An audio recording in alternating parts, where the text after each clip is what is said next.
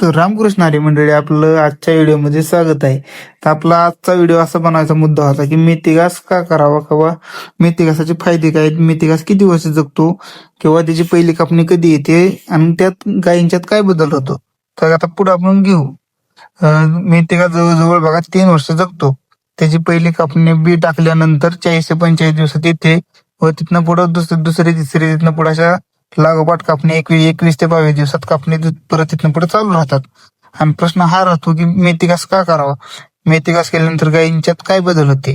तर पहिली गोष्ट होती की पचनशक्ती वाढते, चारा सहज पचतो, जे पोषण मूल्य आहे शरीराला ते भेटतात, दुधाचे प्रमाण आणि फॅट वगैरे गुणवत्ता बरोबर होते, अपचन कसलंच होत नाही गायींना.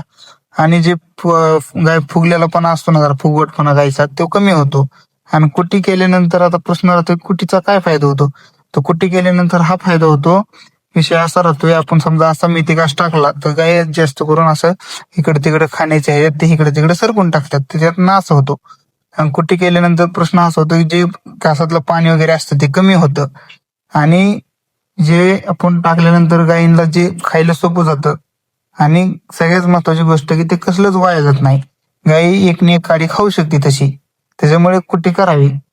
तर व्हिडिओ कसा आवडला तर नक्की पुढे कमेंट मध्ये नक्की सांगा, आणि आपण पार्ट 2 पण मेथी घासावर लवकरच घेऊन येऊ. धन्यवाद.